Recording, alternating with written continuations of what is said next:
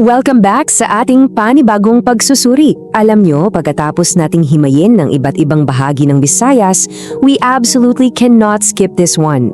Pag-uusapan natin ngayon ang Southern Leyte, na literal na paborito ng marami dahil sa mga world-class diving spots nila at of course, ang napaka-historic na Limasawa. Dito, hihimayin natin ang totoong kwento sa likod ng pangalan at pagkakakilanlan nila. Ready na ba kayo? Let's get into it! Okay, let's dive right into this big question. Ang laging tanong kasi dito bakit ba talaga kinailangan nilang humiwalay sa mother province nilang Leyte? Ano bang nangyari? Politika ba? O literal na idinikta ng kalikasan ang pagkakabuo ng sarili nilang probinsya? Ito yung malaking misteryo na bibigyang linaw natin ngayon.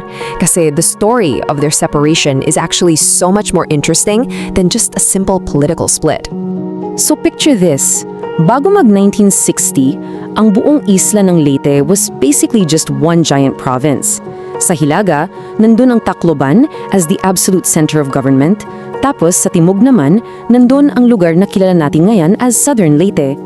Ang malaking problema, literal na may mga higanting kabundukan sa gitna na halos hindi mo madaanan. It was an absolute administrative nightmare. Dahil sa laki ng lupain at sa sobrang hirap ng terrain, imagine kung gaano kahirap para sa Tacloban na pamunuan ng maayos ang mga nasa timog, di ba? Bago mag-1960, delivering basic services was almost impossible dahil sa layo at hirap ng biyahe.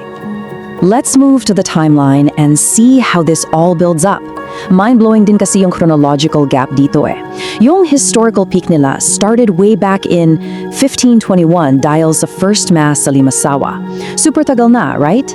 Pero alam nyo ba na inabot pa ng literally daan-daan taon bago sila tuluyang nakawala sa pamamahala ng Hilaga? Oo, 1959 na nung pinirmahan ng Republic Act No. 2227 na tuluyang humati sa isla. At noong July 1, 1960 lang talaga opisyal na ipinanganak ang probinsya ng Southern Leyte. Pero teka, we need to clear something up.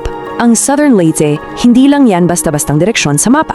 Ang kabisaran nila, which is Maasin City, hindi lang yan ginawang bagong admin hub nung naghiwalay sila. Actually, scratch that. Maasin is literally one of the oldest settlements sa buong region. Ibig sabihin, bago pa man sila tuluyang mahiwalay sa Tacloban, they already had this deeply rooted, established community.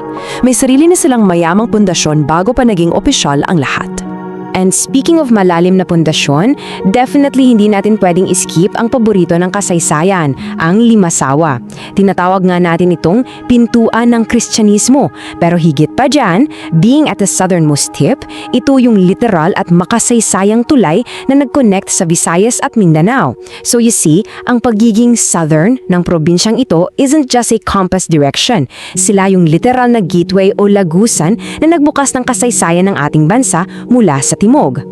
So, the crucial point here is the year 1521. Isang simpleng numero but it carries so much weight sa ating pagka-Pilipino.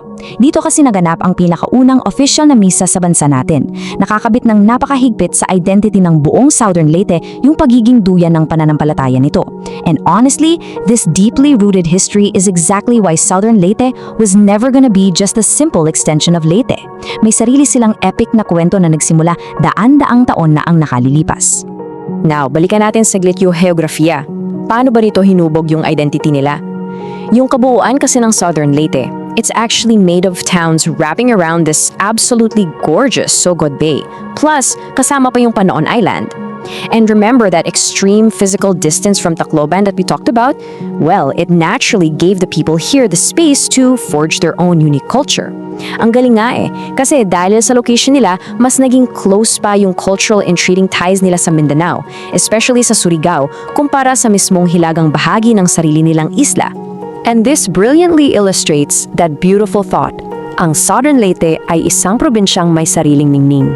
Yung paghihiwalay nila, it wasn't a sign of weakness. Naging ultimate symbol pa nga ito ng lakas at pagsasarili nila. Instead of just staying in the shadow of the bigger, more famous Leyte province, they really own their identity.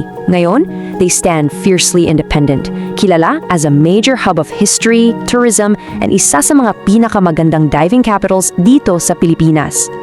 As we wrap up this pagsusuri on their incredible origin story, meron akong isang katanungang iiwan sa inyo. Nakapunta na ba kayo sa makasaysayang Limasawa? O baka naman nakapag-dive na kayo at na-experience nyo firsthand ang mga whale sharks sa crystal clear waters ng Sogod Bay? I would really love to hear your local stories, kaya please i-share ninyo ang inyong mga experiences sa comments. Maraming salamat sa pagsama sa akin sa explanator na ito. Patuloy tayong matuto at mamangha sa mga kwento ng ating mga probinsya. Hanggang sa muli nating pagsusuri. Kung nagustuhan mo ang kwentong ito, huwag kalimutang i-like ang video, mag-subscribe at i-on ang notification bell para sa iba pang alamat at kwentong bayan. I-share mo rin ito para mas marami pang Pilipino ang makaalala ng kagandahan ng ating mga kwento.